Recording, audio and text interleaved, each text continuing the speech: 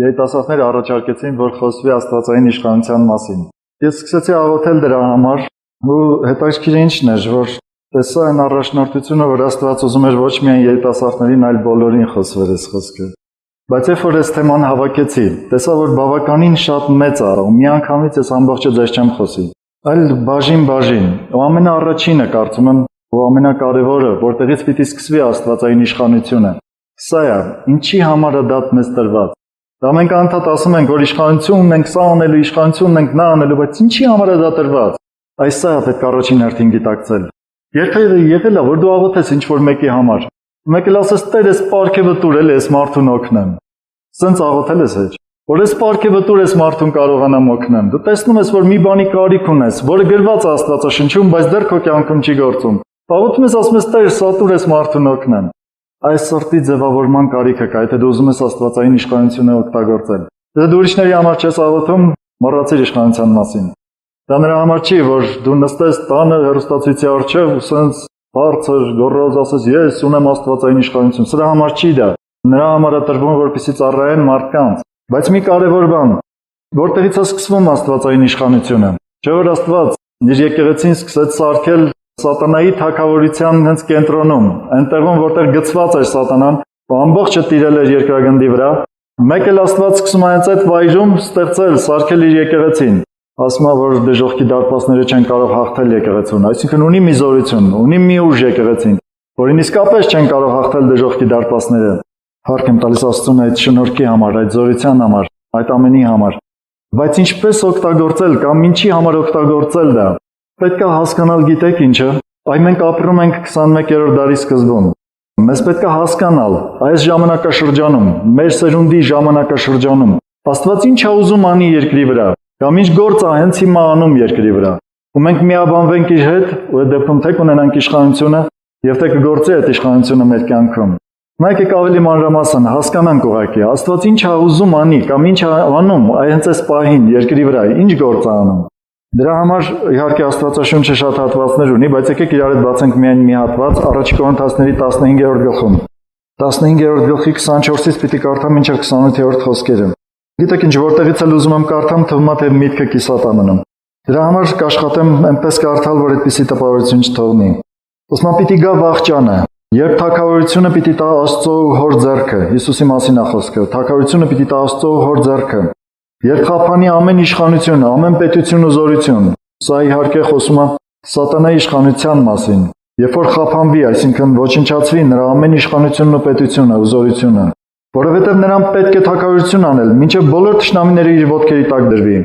Վերջին թշնամին, որ պիտի խափանվի, մահն է, որովհետև Գիրքը ասում է, ամեն բան նրա ոտքերի տակ հնազանդեցրեց։ Հետարքիր է, որ այս արտահայտությունը ամեն բան նրա ոտքերի տակ հնազանդեցրեց։ Պողոս առաքյալը ամեն բանի մեջ մտցնում է նաև մահը, ասում է մահն էլ պիտի նրա ոտքերի տակ հնազանդեցվի։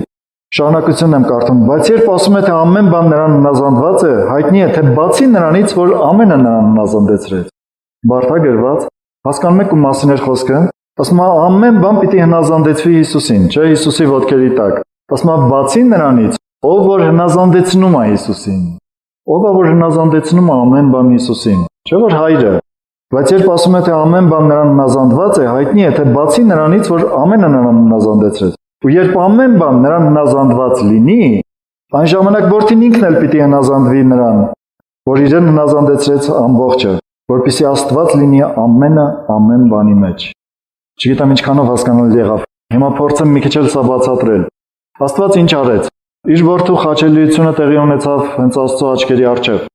Խաչվեց Հիսուսը, մահացավ, դրվեց գերեզման, հարություն առավ, 40 օր ապրեց երկրի վրա, իր աշակերտներին հավաքեց, սովորեցրեց, ու աշակերտների աչքի առջև 40 օր հետո համբարձվեց, գնաց երկինք։ Գրված է գնաց երկինք ու նստեց Հոր աջ կողմում։ Դրանից հետո կատարվեց այս խոսքը, որ ամեն բան Աստված պիտի հնազանդեցնի իր որդու ոտքերի տակ, ոտքերին պատպանդան դնի բոլոր թշնամիներին։ Մի պահ պատկերացնում եք Աստծո մեծությունն ու զորությունը, նրա աջում նստած իր որդին։ Ու Աստված երկրի վրա իր Սուրբ Հոգու զորությամբ գործ է կատարում, ամբողջը ուզում է հնազանդեցնի իր որդու ոտքերի տակ։ Ու գրված է, որ ամեն բան հնազանդեցված լինի որդուն, որդին էլ պիտի հնազանդվի հորը։ Ինչու՞, որպեսզի ամբողջի մեջ լինի Աստված ամեն բանի մեջ։ Ամեն բան կարծես թե ամփոփված լինի, լրացված լինի, լցված լինի Աստծո ներկայությունով։ Այն նպատակը սա է։ Դրա համար է գրված, որ երբ որ ամբողջը հնազանդված լինի որդուն, որդին ինքն էլ պիտի հնազանդվի հորը։ Հալելույա։ Հիմա հասկանում եք ինչ գործ է կատարում Աստված մեր այս ժամանակաշրջանում։ Մեզ պետք է այս գործի հետ միաբանվել։ Մեզ պետք է որ մեր կյանքը հնազանդեցված լինի Հիսուսի ոտքերի տակ, որպեսզի մենք լցված լինենք Աստծո ներկայությունով։ Մեզ պետք է ոչ միայն մենք, մեր շուրջը եղած ամեն ինչի մեջ, ինչ շրջապատի մեջ, որտեղ որ գտնվում ենք, մեր ջանքը, մեր աշխատանքը, մեր աղոթքները լինի նրա համար, որպեսզի ամեն ինչ հնազանդեցնենք Հիսուսին։ Ու այս դեպքում Աստված կգա ամեն բանի մեջ ու կլցնի ամեն բանի մեջ։ Հետաքրքիր աշխատանքը, բայց սա հենց այնպես չի կատարվում։ Որպեսզի դու կարողանաս ամեն բան հնազանդեցնել Հիսուսի ոտքերի տակ, քեզ պետք է ունենալ Աստվածային իշխանություն ու զորություն։ Հիմա հասկանում եք ինչի համար է պետք այդ իշխանությունը։ Դա նրա համար չի, որ ես ինձ լավ զգամ, դա նրա համար է, որ ես անեմ Աստծո գործը, նրա համար է, որ միաբանվեմ, կարողանամ միաբանվել Աստծո հետ միասին։ Ամբողջ այդ իշխանության կամ Աստծո արածի մեջ կա 3 բան, որոնք այսօր պիտի ուսումնասիրենք։ Առաջինը գրված է, որ Աստված պիտի քանդի սատանայի գործերը։ Նկատեցիք սա։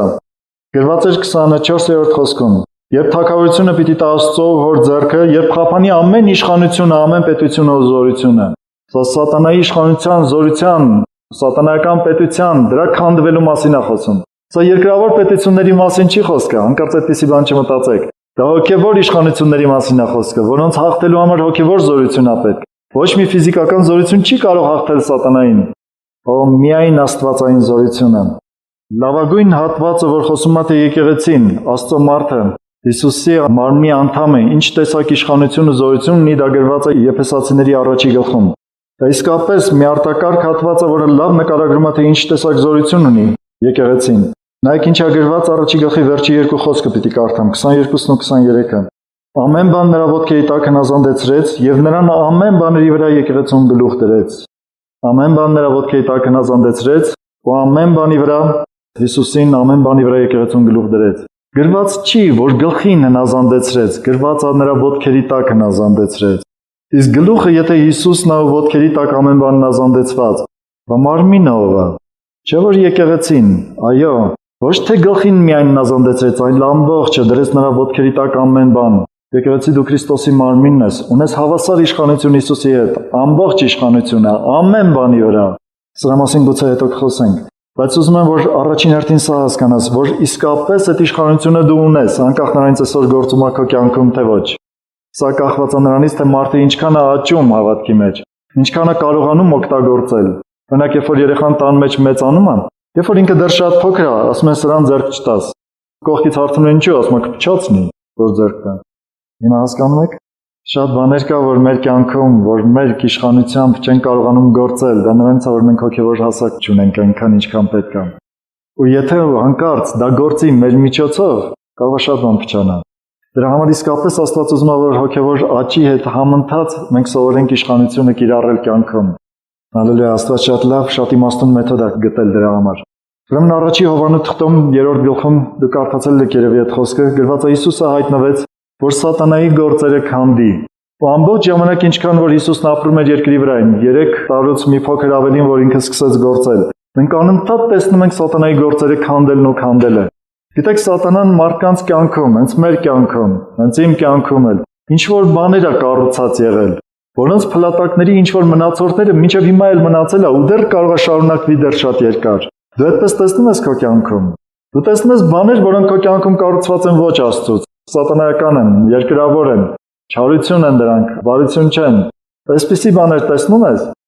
էլի կտեսնես, վաղն էլ կտեսնես, Աստծո լույսը կգա ավելի շատ կտեսնես։ Ու որքան էլ լույսը շատանա այնքան ավելի շատ կտեսնես։ Բայց կարիք կա, որ մենք իմանանք, որ սատանայական գործերը պիտի քանդվեն, որովհետև Հիսուսն եկավ, որպեսզի սատանայի բոլոր գործերը քանդի։ Գրված է այսպիսի խոսք, հենց նույն առաջի Հովհաննես 3-րդ գլխի 8-րդ խոսքում գրված է, որ ով որ մեղք է գործում, սատանայից է։ Մարդիկ այստեղ մի քիչ շփոթվում են։ Ցանկացած դեպքում, երբ որ մարդը գործում է մեղք, ինքը առաջնորդվում է ինչ որ սատանայական հիմքից։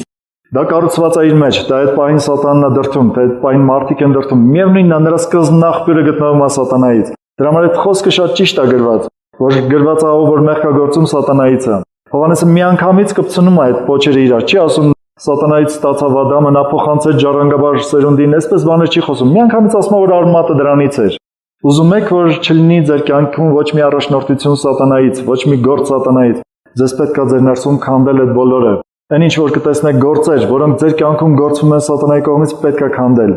Սա դու ինքդ ես որոշում, որ սրանից հետո էլ դա չեմ գործելու։ Քեզ իշխանությունը տրված է ոչ միայն սատանայի կառուցած ինչ որ բաները քանդելու, քեզ իշխանությունը տրված նրա ամբողջ բանակի վրա։ Եթե ինքը կանգնի իր բոլոր բանակով քո առջև, քեզ ոչինչ չի կարող անել, դու դա գիտես, որովհետև դու ունես մի պաշտպանություն, որից ավելի մեծը գոյություն չունի։ Բացառեք ինձ հետ Ղուկաս ավետարանը 10-րդ գլուխը։ Այս խոսքերը պիտի որ քրիստոնյաները անգիշ սովորեն։ Հիսուսը սա խոսեց այն ժամանակ, երբ իր աշակերտներին ուղարկեց քարոզելու։ Աշակերտները վերադարձան, ուրախությամբ ասեցին՝ «Դևերը քո անունով վնասանդվում են մեզ»։ Հետաքրքիր է, գիտեք, ուրախությամբ ասեցին՝ «Դևերը քո անունով վնասանդվում են մեզ»։ Կարդացել եք այդ խոսքը։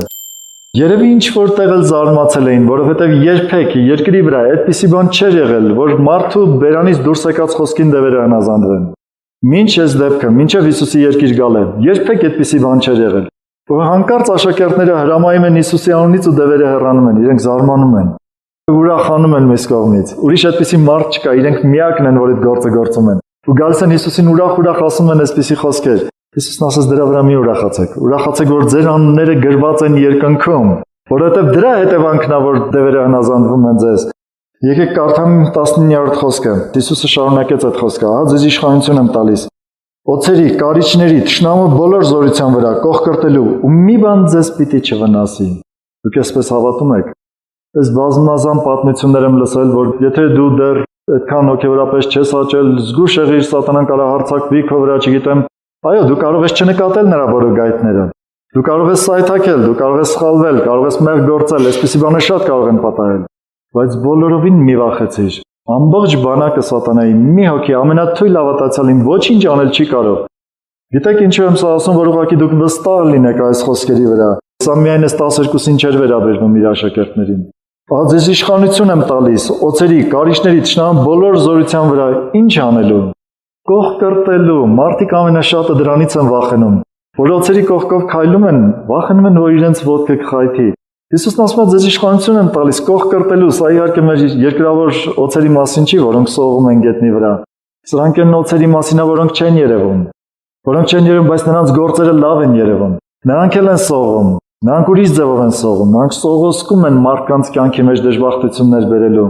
Այ կողկրտիր դրանց առանց վախենալու, քեզ ոչինչով չի կարող վնասել։ Հետո ինչ որ ինքը թունավոր է, հետո ինչ որ ինքը մահաբեր է, ոտքը դիր գլխին ու տրորիր, քեզ չի կարող վնասել ուղղակի, էլ այդ ատամները չունի վնասելու։ Նույնիսկ կարդամ, ահա ձեզ իշխանություն եմ տալիս օձերի, կարիճների, թշնամու բոլոր զորության վրա կողկրտելու, մի բան ձեզ պիտի չվնասի։ Ձեզ իշխանություն է տրված տրորելու, ոչնչացնելու ու ձեզ պիտի չվնասի։ Եկեք շարունակենք, այդպես ապրեց Հիսուսը երկրի վրա։ Ինքը միակը չէր, ինքը իրենց հետո թողեց սերունդ, այդ սերունդը այսօր մենք ենք, ու մենք ունենք նույն իշխանությունը, ինչ որ այն ժամանակ Հիսուսն ուներ։ Ոչ միայն իշխանությունը, նաև նույն նպատակը։ Հիշում եք Հիսուսը ինչի էր ապրում երկրի վրա։ Գործք առաքելոց 10-րդ գլուխ 38-րդ խոսքը։ Պետրոսը քարոզում է Կորնելիոսի ընտանիքին, ու այսպիսի խոսքեր է ասում. Հիսուսը, որ Նազարեթից էր, որ Աստված օծեց Սուրբ Հոգով եւ զորությունով, մի պահ կանգ առնենք։ Դու օծված ես Սուրբ Հոգով ու զորությունով։ Ունես չէ Սուրբ Հոգին, մի անձնավորություն, որը ստեղծեց տիեզերքը, ինքը եկել է բնակվել քո մեջ, ինչպես Հիսուսի մեջ։ Հիսուսը, որ Նազարեթից էր, որ Աստված օծեց Սուրբ Հոգով եւ զորությունով, որ շրջեց բարիք անելով ու սատանայից բոլոր տանջվածներին բժշկելով, որովհետեւ Աստված իր հետ էր։ Այսօր Աստված, ամենակարող Աստվածը քո հետ է նաեւ։ Ու նայեք ինչ է գրված. Հիսուսը շրջեց բարիք անելով ու սատանայից բոլոր տանջվածներին բժշկելով։ Այսինքն սրանք են գործերներին, որ սատանան արել էր մարդկանց կյանքում։ Կառուցել էր մարդկանց կյանքում հիվանդություններ, կառուցել էր մարդկանց կյանքում ինչ-որ դժվարություններ, որոնց պատճառով իրենք բարիքներ չէին կարողանում ունենալ Աստծո կողմից։ Հիսուսը շրջում էր ու դրանք քանդում էր։ Հիսուսը շրջում էր, հանդիպում էր այդպիսի մարդկանց ու քանդում էր։ Այսօր նույն գործը դու պիտի անես։ Դու պիտի շրջես, գտնես այդպիսի մարդիկ, քանդես դրանք, որ իրենց բարիք լինի,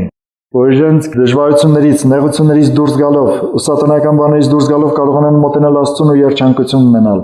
Սատանայից բոլոր տանջվածներին բժշկելով։ Սա միայն հիվանդությունների մասին չի խոսում։ Սատանայից բոլոր տանջվածներին, սա խոսում է նաև դժբախտությունների մասին։ Այն բաների, որոնք մարդիկ իրենց սրտում ունեն հիվանդություններ, իրենց հոգում ունեն հիվանդություններ ու դժբախտություններ։ Գիտեք, որ համարյա բոլոր հիվանդությունների համարժեքները կան հոգում։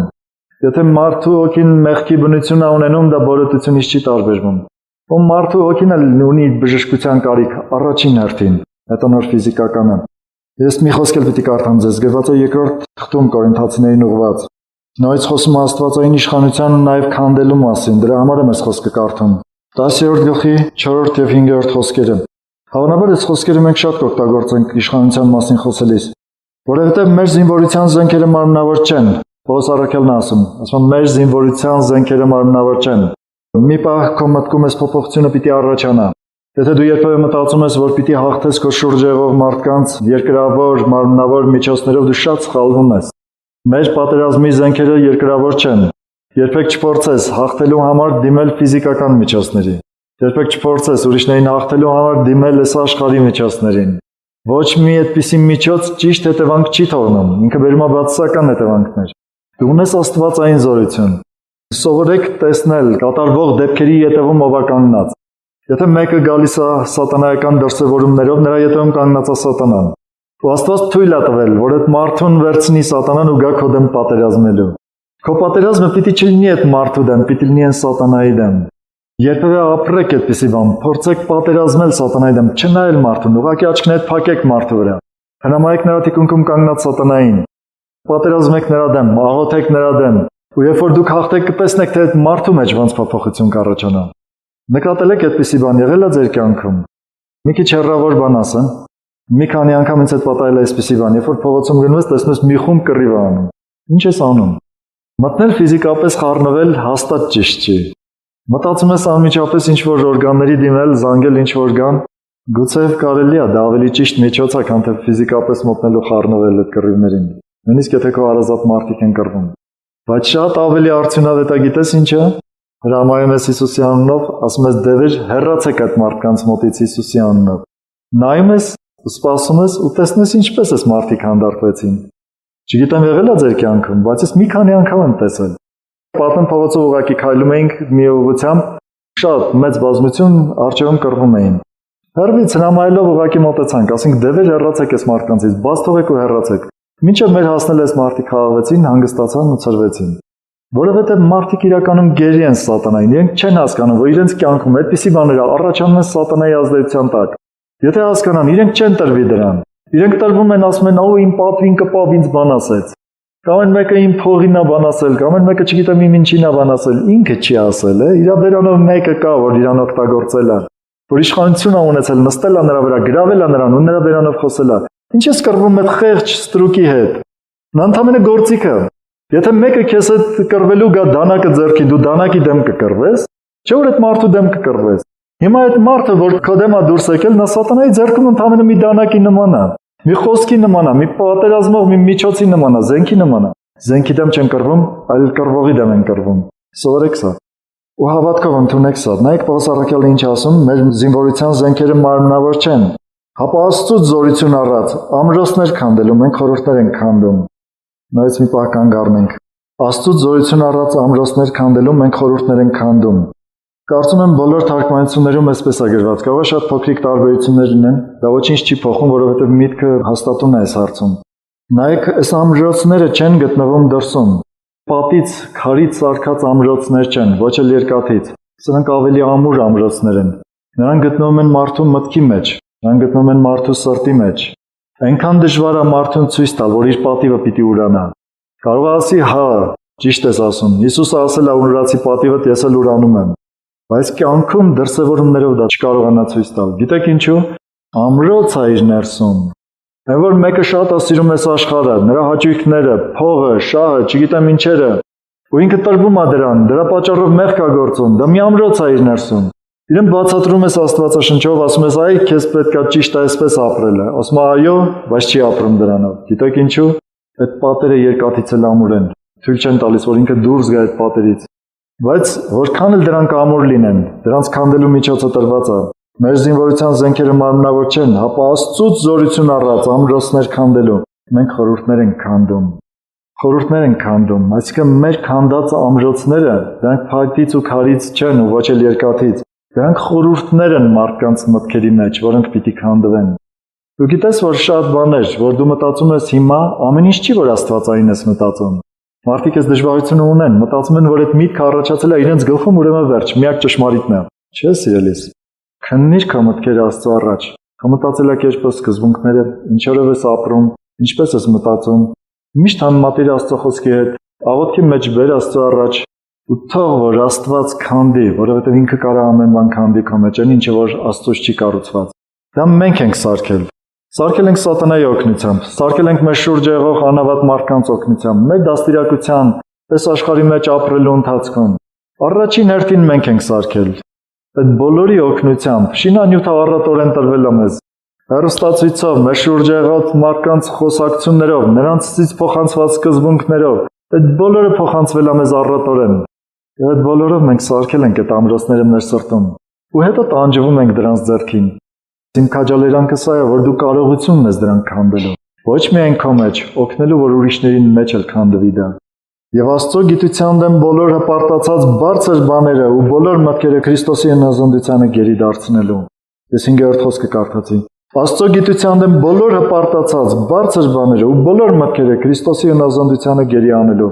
Այս զորությունը մենք ունենք։ Դու ունես ու կարող ես Քրիստոսի դեմ բոլոր հպարտացած քո մեջ եղած մտքերը հնազանդեցնելու իրեն։ Ու չասես չեմ կարող։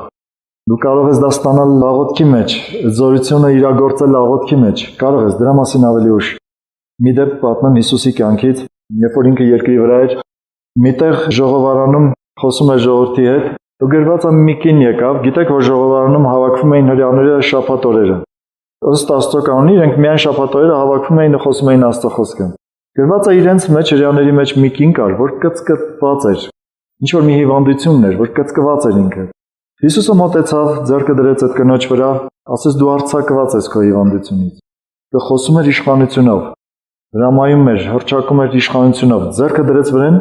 ոչ թե ասեց խնդրում եմ, հայր, արձակիչ, այլ ասեց դու արձակված ես, ինքն էր արձակողը։ Ձեռքը դրեց, ասեց դու արձակված ես։ Ու գրված այս կինը շտկվեց, ուղղվեց, կանգնեց։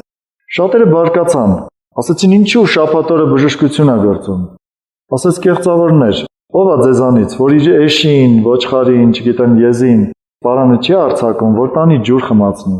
Ասում այս կնոջը սատանան կապել էր 18 տարի, արժանի չէր, որ շաբաթ օրը արձակվեր։ Եթե դու քո էշին, եզին արձակում ու տանում ես ջուր խմացնելու, այս կինը պիտի չարձակվեր, բայց այստեղ ինչն եմ ուզում որ ցույց տամ ձեզ, որ սատանան կապել էր, մի գործ էր արել, ու պետք էր որ մի օր դա քանդվեր։ Ով կարող դա աներ։ Իսրայելում չէր եղել ոչ մեկը որ դա աներ։ Ժողովարանում ինչքան էլ որ այս կինը եղել էր ու լսել էր Հիսուսին, չգիտեմ, լսել էր մարդկանց վարդապետների խոսքերը, բայց մի անգամ ինքը հանդիպեց Հիսուսի հետ ու դա քանդվեց։ Ու Հիսուսը քանդեց։ Գրված չի թե այս կինը խնդրեց, գրված է Հիսուսը արեց այդ գործը։ Կարիք կլինի որ դու շրջես մարդկանց մեջ, տեսնես այդպիսի բաներ։ Մարդիկ ովքեր ոչ միայն ֆիզիկապես մարմնով, իրենց հոգով, սրտով կծկված են, որ սատանան կապել է նրանց, սարքել է ամրոցներ իրենց կյանքում։ Ձեռքը դնես վրան ասես արձակված ես դրանից։ Այդ ինչ է Աստծո զորության առաջ։ Գնա խաղաղությունով։ Նա գործ անես իր կյանքում, որ Աստծո անունը փառավորվի։ Ու մի սատանայի գործ դու քանդած կլինես, ու մեկի սիրտը հնազանդեցրած կլինես Հիսուսին։ Քո կյանքի իմաստն ու նպատակը իրականացրած կլինես քեզ տրված կյանքի ժամանակի մեջ։ Կարճ մեր կյանքի ժամանակի ընթացքում։ Սա առաջին բանն էր, որ կարիք կա քանդելու։ Երկրորդը դա սարքելն է։ Քանդելը հաճախ շատ հեշտ է լինում։ Երբ որ կարիք է լինում մի պատ քանդելու, այնքան հեշտ է դա քանդել։ Ուղղակի խփում ես ու քանդվում է։ Բայց հետո արի ու սարքի, սրա համար արդեն իմաստություն է պետք։ Մի խոսք որ գրված է 2 Կորինթացիների 13-րդ գլխից 13-րդ գլխում Պողոս առաքյալը գիտեք որ Կորինթացիներին ուղղված երկու թղթերը բավականին շատ խիստ տոնով են գրված, որովհետև Կորինթոսը այն եկեղեցիներից մեկն էր առաջի դարում, որտեղ մեղքերը շատ էին։ Որ եկեղեցին դժվարությունների, նեղությունների մեջ էր, ոչ թե ֆիզիկապես, այլ հավատքի դժվարության մեջ էր, ու մեղքերը առատորեն էին։ Ամեն տեսակ բան հանդիպում են Կորինթոսում։ Դա էլ հասկանում ենք գրված նամակներից։ Ու կարծես թե երկու նամակ է գրում Պողոս առաքյալը, ես ասեմ որ երկուսը չէ 4-ն են եղել, որոնցից երկուսն Աստված կամեցել որ մտնեն Աստվածաշնչի մեջ։ Ու այս նամակը երկրորդը, որ գրված է երկրորդ թուղթը, դա արդեն 4-րդ նամակն էր Պողոս առաքյալի, ու վերջին նամակն էր, ոչ մի տեղեկություն չկա թե էլի է գրել Պողոս առաքյալը։ Ու 4-րդ նամակը իր վերջացնում է այսպիսի խոսքերով։ Ես կարդում 13-րդ գլխի արդեն 10-րդ խոսքը, ամենավերջն է սա։ Ու գրված է որ չլինի թե երբ գամ, սաստկության վարվեմ, այն իշխանության համեմատ, որ Տերը ինձ տվեց շինելու եւ ոչ թե քանդելու համար։ Իհարկե սատանայի գործերը քանդելու, բայց ոչ թե եկեղեցին։ Գրված է չլինի, թե երբ գամ սաստկությամբ վարվեմ, այն իշխանության համեմատ, որ Տերը ինձ տվեց շինելու համար, ոչ թե քանդելու։ Շատ կարևոր է, որ մենք իմանանք, որ մեզ իշխանություն է տրված սարքելու։ Գիտեք սա ինչին է նման։ Եղել է, որ մեկը իր տունը ինչ-որ մի վարպետ հրավիրի մի գործ անելու համար։ Օրինակ տանում եք ձեր սենյակի մի անկյունը ցույց եք տալիս, ասում եք այստեղ մի պահարան սարքիր։ Ես օրինակ եմ ասում։ Վարպետը գալիս է նայում, ասում է ինչպիսին ես ուզում, այսպես, ամեն ինչ պայմանավորում եք իր հետ, ու վերջ, էլ ինքը քեզ չի հարցնում, թե ինքը ինչ գործիքներով կաշխատի այնտեղ, ինչպես գործը կանի, պետք է որ վերջնականում դու ինչ պատվիրել ես դա ստանաս։ Դա է չէ կարևորը։ Ու Աստված մեզ իշխանություն է տվել սարքելու համար։ Պետք է միայն Աստծուն հարցնել, թե ինչ է ուզում, որ մենք սարքենք ու ինչպիսի տեսքով սարքենք։ Ու մենք իշխանություն ունենք, իրավունք ունենք սարքելու, վերցնելու գործիքներ, Աստծո տան մեջ մի հատ գործ անելու, մի բան սարքելու։ Իր աստվածային սկզբունքները, իր աստվածային կառույցը կառուցելու, այս վրա իշխանությունն է տվել։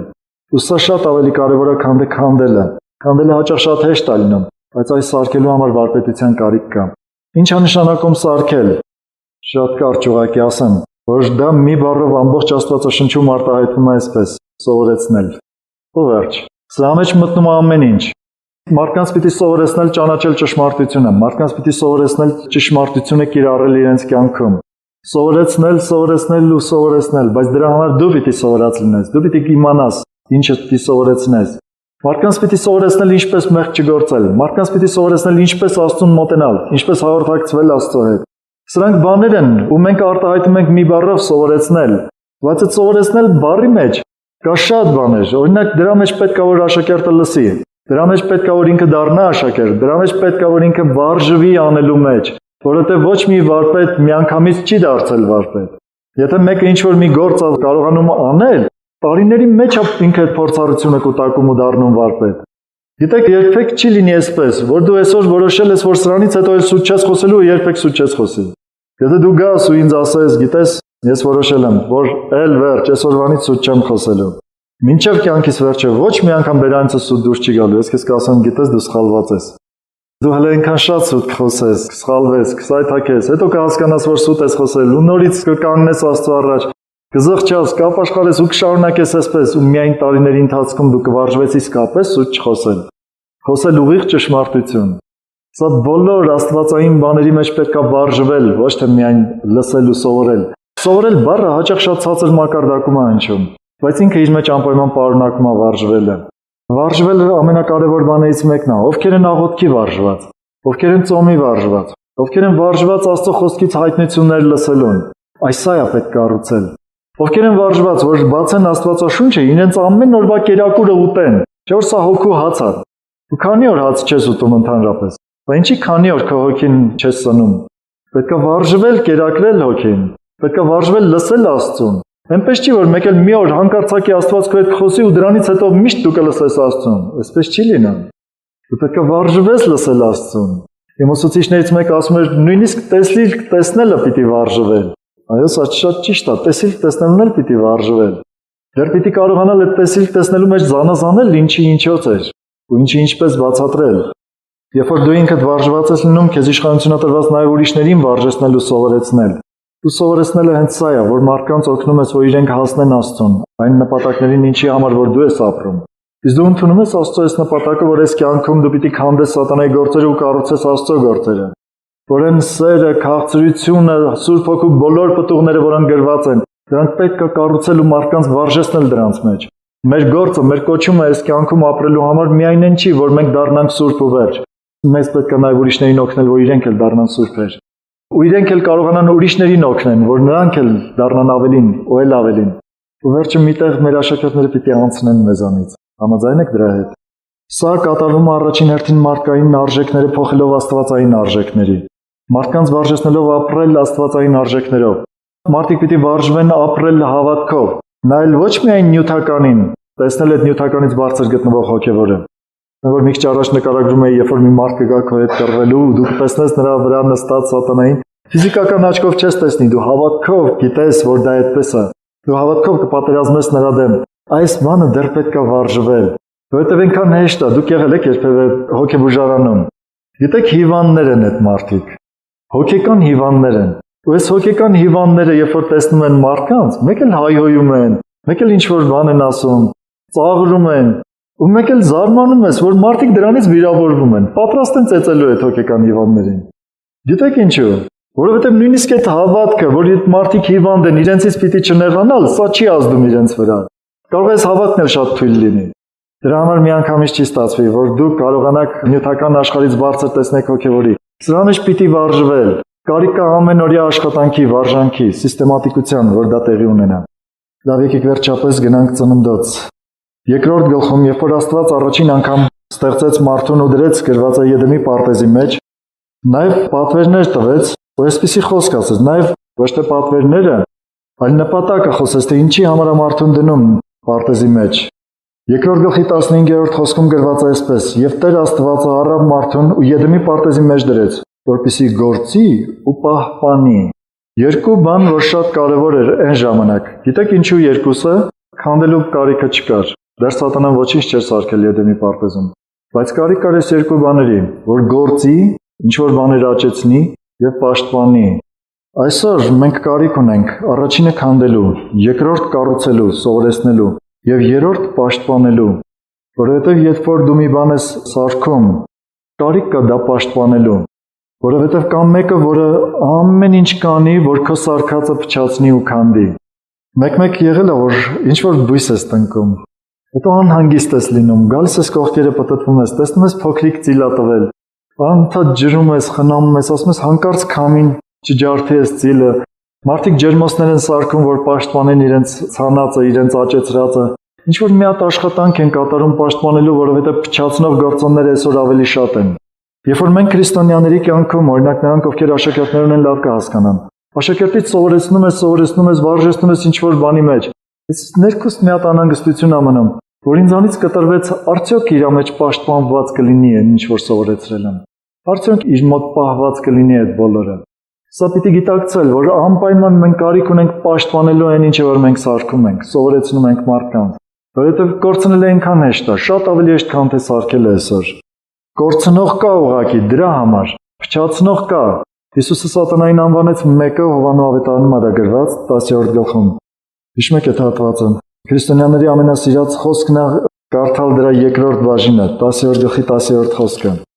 Գողը գալիս է միայն գողանալու, սպանելու, կորցնելու համար։ Ես եկա որ կյանք ունենաք եւ ել ավելին։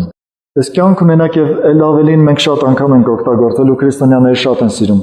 Բայց գողը գալիս է միայն գողանալու, սպանելու եւ կորցնելու։ Գողը չի գալիս լավություն անելու ու կառուցելու։ Ու այստեղ խոսքը վերաբերվում է սատանային, որ նա գալիս է գողանալու, կորցնելու, փչացնելու ամեն ինչ։ Պետրոս ասում է զգուշ եղեք, արթուն եղեք ու հսկեք, որովհետև սատանան մռնչացող առյուծի պես փնտրում է թե ում կուլ տա։ Ու ցավոք շատ հաճախ շատ քրիստոնյաների հաջողվում է որ կուլ տա սատանան։ Ամեն մի քրիստոնյայի կորուստը, ամեն մեկի կուլ տալը Աստծո պարտությունը լինի կարծես թե ու սատանայի չար ծրագրերի իրականացումը։ Այո, Եդեմում Ադամը դրված էր, որ այն ինչը որ Աստված սարքել էր, աճեցրել էր, գործեր, աճեցներ, նաև պաշտպաներ դա։ Այսօր նույն բանի կարիքը կա։ Նախ քո ներսում, այն ինչը որ դու սովորում ես Աստծուց, որքան ես դա պաշտպանում սատանայից։ Հիսուսը Սերմնացանի առակը պատմելուց առաջին հողի մասին որ խոսում էր, ասաց սերմը դա Աստծո խոսքն է, որ ընկավ ճանապարհի եզրին, հիշում եք, ու առաջին ճանապարհի եզրին ընկածները որոնք էին, որ երբ որ խոսքը լսեցին, միտք չառան ու սատանան եկավ հանեց իրենց սրտից։ Կա այդ հանողը, անպայման կհանի ձեր մեջից, եթե դուք չաշխատեք ու ամուր չպահեք դա։ Առաջին հերթին ձեր ներսում։ Հետո նոր ուրիշների։ Եկեք ուրիշների համար մի քիչ ավելի մանրամասն խոսենք։ Հիսուսը ուներ 12 աշակերտ։ Գիտեր, թե իր կյանքի վերջում ինչ պիտի կատարվի։ Որ աշակերտներից մեկը իրեն պիտի ուրանա։ Որ աշակերտներից մեկը իրեն պիտի դավաճանի ու դրա պատճառով իրեն մահվան պիտի դատապարտեն։ Այս բոլորը Հիսուսը գիտեր։ Գիտեր, որ իր աշակերտները վերջին գիշերը պիտի ցրվեն, հաղթեն իրենից, թողնեն իրեն։ Ինչ էր անում իրենից հետո պաշտպանելու ու պահպանելու համար։ Գիտեք ինչ։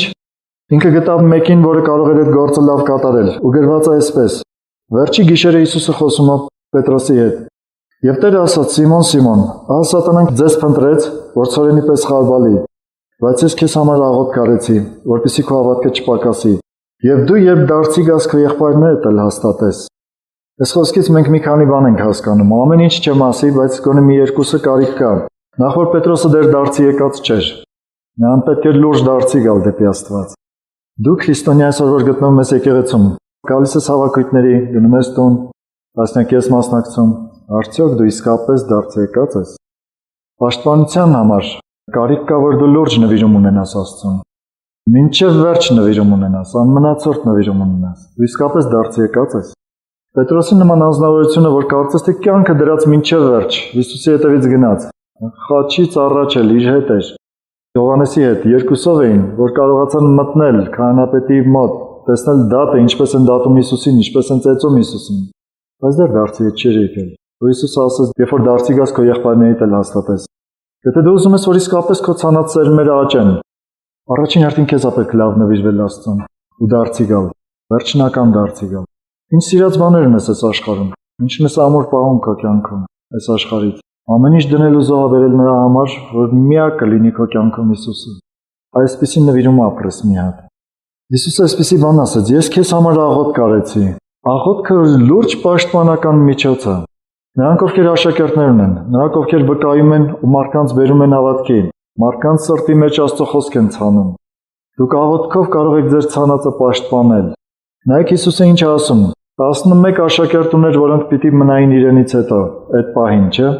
12-րդը գնացել էր մատնելու։ Տերը ասաց. Սիմոն, Սիմոն, Սատանան ձեզ փնտրեց, որ ցորենի պես խարբալի ես, հատուկ շեշտում եմ ձեզ բառը։ Ձեզ 11-ից փնտրեց, թե ինչպես խարբալի, ցրի։ Բայց ես քեզ համար աղոթք արեցի, որպեսզի քո հավատքը չպակասի։ 11-ի համար չի ասում, թե աղոթք արել։ Ասում ես քեզ համար աղոթք արեցի, որ քո հավատքը չպակասի, դու էլ ուրիշներին հաստատես։ Երբ դարձի գաս, մյուսներին հավաքես ու հաստատես։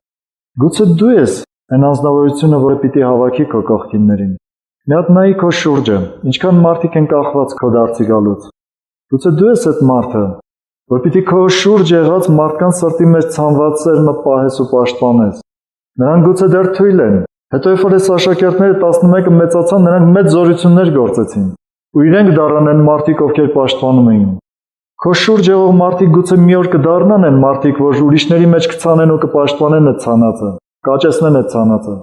Բայց այսօր գուցե դու ես։ Ու նայիր քո շուրջը, ինչքան մարդ կա քո շուրջը, որոնց համար պատասխանատու ես Աստծո առաջ։ Հիսուսը գտավ իր աշակերտների մեջ այդպիսի մեկին, գուցե այսօր քեզ ա գտել այդպիսին, որ դու պիտի անես այդ գործը։ Երբ որ դու կանգնում ես Աստծո առաջ ու աղոթք ես անում այն մարդկանց համար, ովքեր որ լսել են քեզանից Աստծո խոսքը, դու պատնեշ ես դնում այդ մարդկանց ու սատանայի միջև։ Քո աղոթքները զորություն ունեն այդ մարդկանց պաշտպանելու։ Ահա թե որտեղ է պետք, որ դու կիրառես Աստվածային իշխանությունը։ Ահա թե որտեղ է պետք, որ դու գործես, որ դու խոսես Աստծո հետ։ Ու այստեղ դու կտեսնես ինչի կարիք դու ունես, ինչ իշխանության կարիք ունես։ Այստեղ գուցե կարիք կլինի, որ դու տեսնես, թե սատանան այդ մարդու կյանքում, ում որ դու վկայել ես, ոնց է փորձում ներխուժի, ոնց է ուզում այդ մարդուն կուլ տա իր մեղքերով, իր հրապույրներով։ Ու դու ես որ պիտի աղոթքով հեռացնես այս սատանային, պատնեշ դնես։ Գուցե պիտի հրամայես ուղիղ Հիսուսի անունով ասես հեռացի այդ մարդուց։ Պետք է առաջնորդվես աղոթքի ժամանակ, քո անձնական կյանքի մեջ, բայց դու պիտի ուզենաս պաշտպանել։ Եթե դու անտարբեր ես քո ցանած սերմի նկատմամբ, երբեք ոչ մեկը չի աճելու, որովհետև սատանան անտարբեր չի լինելու։ Դու ես անտարբեր լինում, սատանան անտարբեր չի լինելու։ Նրա պատերազմը երբեք չի դադարելու։ Գուցե դու կասես մի քիչ հանգստանամ, զենքերս ցած դնեմ հանգստանամ, սատանան երբեք չի հանգստանալու։ Նրա հանգիստը լինելու է կրակի լճի մեջ, վերջնական։ Երբ որ Հիսուսը աղոթք էր անում, Հովաննու ավետարանում 17-րդ գլխում ենք կարդում, ինքը հոր առաջ հաշիվ տվեց իր աշակերտների համար։ Գիտեք, որ վերջին աղոթքը Հիսուսի Հովաննու 17-րդ գլխին ավելի շատ հաշվետվական աղոթք էր, թե մարդը ինչպիսի կյանք է անցկացրել, իր 33 տարվա մեջ ինչ է արել։ Ու դրա հաշիվն էր տալիս Աստծուն։ Կարդացեք, տեսեք, հենց այդպիսին է այդ աղոթքը։ Ու այդ հաշվետվական աղոթքի մեջ ասեց Հայր, այն մարդիկ, ով որ դու ինձ տվեցիր, նրանցից մեկին էլ չկորցրեցի։ Քո շուրջը նայր ինչքան մարդիկ Աստված քեզ տվել։ Դու անտարբեր ես, թե իսկապես աղոթքի մեջ պատերազմում ես այդ մարդկանց համար։ Ով կարա նրանց պաշտպանի, եթե դու չպաշտպանես։ Եթե դու ճանաչում ես ճշմարտությունը, դու գիտես սատանան ինչպիսի արձակումներ է գործում, ոնց է կուլ տալիս մարդկանց։ Ով պաշտպանի, եթե դու չանես դա։ Ու բոլորովին պատահական չի, որ նրանք քո կողքին են։ Քո հարազատներն են, քո հարևաններն են, քո չգիտեմ ովքեր են։ Քո կոլեկտիվում են, քեզ հետ են սովորում, քեզ հետ են աշխատում կամ էլի ով պիտի պաշտպանի այդ մարդկանց սատանայից։ Գործք առաքելոցն եմ ուզում կարդալ մի փոքրիկ հատված, ու երևի սրանով վերջացնենք։ 20-րդ գլխում Պողոս առաքյալը իր վերջին ճանապարհություններից մեկի մեջ էր։ Գնում էր Երուսաղեմ, գիտեր, որ այնտեղ պիտի բանտարկվի, ու էլ շատ եկեղեցիներ իրեն չեն տեսնելու։ Ու շատերը լաց էին լինում այն կարոտից, այն խոսքից, որ էլ երբեք իմ երեսը չեք տեսնի, հիշում եք այդ խոսքերը, Պողոսը ասաց իր որոշ աշակերտների, որ սրանից հետո էլ իմ երեսը չեք տեսնի, ու սրանք սկսեցին լացել, ասել մի գնա Երուսաղեմ։ Պողոսը ասաց ոչ միայն կապվելու, մեռնելու էլ պատրաստում պիտի գնամ։ Ու գնաց ու կապվեց, այնպես ինչպես իրեն հայտնվել էր, տեղի ունեցավ իր կյանքում։ Բայց դրանից առաջ ինքը անհանգիստ էր այն մարդկանց համար, որտեղ որ խոսել էր Աստծո խոսքը։ Գիտեք ինչ արեց։ Գրված է, որ ժամանակ չկորցնի, ինքը մնաց մի քաղաքում, բայց մարդիկ ուղարկեց տարբեր քաղաքներ ու մանավանդ Եփեսոս, այնտեղից կանչեց երեցներին, այն մարդկանց, ովքեր պատասխանատու էին եկեղեցու համար, կանչեց ու նրանց որոշ խոսքեր խոսեց։ Ես մի փոքրիկ հատվածը պիտի կարդամ։ 28-րդ խոսքից 20-րդ գլխի։ Ուրեմն զգուշացեք ձեր անձերին եւ բոլոր հոտին, որի վրա Սուրբ Հոգին ձեզ տեսուչ դրեց, Աստծո եկեղեցին հովվելու, որ իր արյունով ստացավ։ Սա խոսում է երեցներին։ Տեսուչ բառը դա եպիսկոպոս բառն է, դրա համարժեքն է։ Զգուշացնում է Պողոս առաքյալը, ասում է զգուշացեք ձեր անձերին եւ բոլոր հոտին, որի վրա Սուրբ Հոգին ձեզ տեսուչ դրեց։ Գիտեք ինչ է անում տեսուչը։ Այսինքն կանգնում ու նայում է, հսկում է, ասում է տեսնեմ, որտեղից կարող է անկարծ սատանան փորձի մտնել իմ խմբի մեջ։ Դուք տեսուչներ ունեք։ Տեսուչները դրանք ձեր տնային խմբերի ղեկավարներն են։ Ամեն մեկը իր խմբին հսկում է։ Դուք ինքներդ տեսուչներ եք ձեր ընտանիքների համար, դուք տեսուչներ եք ձեր շուրջ եղող մարդկանց համար, ձեր կոլեկտիվների համար, դուք տեսուչներ եք այնտեղ, որտեղ սովորում եք, ձեր բարեկամության համար եք դուք տեսուչներ։ Դուք որ նայում եք, տեսնում եք ձեր բարեկամության, ձեր հարազատների կյանքում սատանան ինչ գործեր է գործում։ Բայց ինչի համար եք դրված, եթե դուք չեք քանդելու այդ գործերը սատանայի, ու չեք սարքելու աստվածայինը, ու չեք պաշտպանելու այդ մարդկանց։ Այս երեք բաները անելու համար եք դուք դրված։ Ուրեմն այսպես ասած, դուք տեսուչներ եք։ Սուրբ Հոգին ձեզ տեսուչ դրեց Աստծո եկեղեցին հովվելու, որ իր արյունով ստացավ։ Որովհետև գիտեմ, որ իմ հեռանալուց հետո ձեր մեջ հափշտակող գայլեր պիտի մտնեն, որոնք պիտի չխնայեն հոտին։ Պողոս առաքյալը պարզ ասում է իմ հեռանալուց հետո ձեր մեջ գայլեր պիտի մտնեն, որոնք չեն խնայելու հոտին։ Բնության հետ համատվող շատ լավ համարժեք օրինակ է բերում Պողոս առաքյալը։ Գիտեք, որ գայլերը երբ որ մտնում են հոտի մեջ, նրանք կշտանալու համար չեն սպանում ոչխարներին։ Նրանք մի վայրի մոլություն ունեն իրենց մեջ սպանելու։ Երբ որ մտնում է գայլը հոտի մեջ, ինքը ուզում է բոլորին սպանած լինի։ Իր համար կարևոր չի մի ոչխարով ինքը կկշտանա, թե չէ, ավելին չի էլ կարա ուտի գայլը։ Գիտեք չափերը նրա, բայց իր կարծես թե սրտում մի հատ մոլություն ունի, որ բոլորին սպանի։ Այս սատանան էսպիսին է։ Ինքը մեկին կուլ տալով չի կշտանում։ Ինքը կարիք ունի բոլորին սպանելու։ Ու նայեք ինչ ասում, գիտեմ, որ իմ հեռանալուց հետո ձեր մեջ հափշտակող գայլեր պիտի մտնեն, որոնք պիտի չխնայեն հոտին։ Եվ ձեզանից էլ այնպիսի մարդիկ պիտի դուրս գան, որոնք ծուր բաներ պիտի խոսեն աշակերտներին իրենց ետևից քաշելու համար։ Սա արդեն խոսում է մոլորությունների մասին։ Սատանայի զորավոր միջոցներից մեկը դա մոլորությունն է։ Ասում է ծուր բաներ պիտի խոսեն աշակերտներին իրենց ետևից քաշելու համար։ Ուստի արթուն մնացեք ու հիշեք, որ 3 տարի գիշեր ցերեկ չդադարեցի ձեզ ամեն մեկի տարծունքով խրատելուց։ Այսինքն, Պողոս առաքյալը այդ 3 տարի, որ մնացել էր Եփեսոսի մեջ, ասում է արցունքով խրատում էի, այսինքն ինչ էի անում, սովորեցնում էի, վարժեցնում էի, սարքում էի, կառուցում էի։ Հիմա, որ ես պիտի գնամ, ասում է չլինի, որ այդ գայլերը գան ու իմ սարքածը ոչնչացնեն։ Միտեղ Հովհաննես առաքյալն է գրում իր թղթերից մեկում, ասում է նայեք, որ մեր աշխատանքը չկորցնենք։ Իր նամակի մեջ գրում ասում է եղբայրներ նայեք, որ մեր աշխատածը չկորցնենք, որովհետև կարող է լրիվ կորցնենք այն ինչ որ մենք աշխատել ենք։ Դու որ մի աշակերտ ունես, ու այդ մի աշակերտի վրա աշխատում ես, դու շատ աշակերտներ ունես ու դրանց վրա աշխատում ես, կառուցում ես նրանց սրտում ինչ որ մի բան, արդյոք անհանգստանում ես, որ պահպանված, պաշտպանված լինի այդ նրանց սրտում կառուցածը։ Եվ Պողոս առաքյալը իր հեռանալուց առաջ այսպեսի խոսքեր է ասում. Եվ հիմա եղբայրներ ձեզ հանձնում եմ Աստծուն ու նրա շնորհքի խոսքին, որ կարող է շինել եւ բոլոր արարածների հետ ձեր ժառանգություն տալ։ Ով կարող է տալ։ Եվ հիմա եղբայրներ ձեզ հանձնում եմ Աստծուն ու նրա շնորհքի խոսքին։ Միշտ ինձ համար հարցական է եղել։ Պողոս առաքյալը շատ կարճ ժամանակվա մեջ ինչ էր կարողանում սովորեցնել մարդկանց, որից հետո ինքը հեռանում էր, մարդիկ աճում էին։ Հիմա մեր ժամանակներում ոչ մի ձևով սա չի ստացվում, որ մարդուն շատ կարճ ինչ որ մի բան փոխանցես կարճ ժամանակի մեջ, օրինակ մի 2 շաբաթվա մեջ, ու դրանից հետո բաց թողնես մարդը ինքնուրույն աճի։ Կարիք է լինում անընդհատ լինել մարդու կողքին, անընդհատ օգնել նրան, քաջալերել, սովորեցնել, վարժեցնել, որ մարդը կարողանա աճի հոգևոր կյանքի մեջ։ Ու դեռ բազմաթիվ անգամ նրա կողքին լինելուց հետո նորից տեսնում ես դեռ այն վիճակը չունի, դեռ այն հոգևորությունը չունի։ Ինչ էր Պողոս առաքյալը սովորեցնում, ես չգիտեմ, բայց հաստատ գիտեմ, որ այդ պակասը լրացնում էր Սուրբ Հոգին։ Նայեք ինչ ա գրում. «Եվ հիմա եղբայրներ, ձեզ հանձնում եմ Աստծուն ու նրա շնորհքի խոսքին»։ Այս սա էր, որ կառուցում էր, սարքում էր, շինում էր։ Նայեք, որ կարող է շինել եւ բոլոր սրբվածների հետ ձեզ ժառանգություն տալ։ Եթե դուք կարողանում եք մարդուն ուժեղ ձևով կապել Աստծո եւ նրա շնորհքի խոսքի հետ, դուք դժվարություն չեք ունենա։ Մարդիկ իսկապես կաճեն։ Բայց սա էլ վարժանք է պահանջում, որ մարդը կապնված լինի Աստծո հետ, նա պիտի վարժված լինի աղոթքի մեջ։ Որ մարդը կապնված լինի Աստծո խոսքի հետ, նրան պետք է որ վարժված լինի խոսքի հետ աշխատելու։ Ու եթե վարժվի սրանց մեջ, առանց ձեզ էլ ինքը կկարողանա աճել։ Բայց մեկը միշտ կարիք կունենա քրիստոնյաների, որովհետև ոչ մի եկեղեցում այդպես չի եղել, նույնիսկ առաջի դարում, որ թողներ հեռանար ու հափշտակող գայլերը չմտնեին ու վնասներ չտային։ Բայց դու հսկող ես, դու այսօր կարող ես հսկել քո շրջապատը, քո հարազատներին, այնտեղ որտեղ աշխատում ես, այնտեղ որտեղ սովորում ես, որտեղ ես գտնվում դու, քո հարևաններին, հսկել, որ սատանան չկարողանա նրանց մոլորեցնել, չկարողանա նրանց կյանքում դժբախտություններ բերել։ Ինչպես ես մտածում, Աստծո այն ծրագիրը, որ կա մեր ժամանակաշրջանի համար, ընդունում ես Աստծո հետ գործակից լինելը, միաբանվել Աստծո հետ հանուն այդ նպատակի։ Եթե ընդունում ես, ոտքի կանգնիր։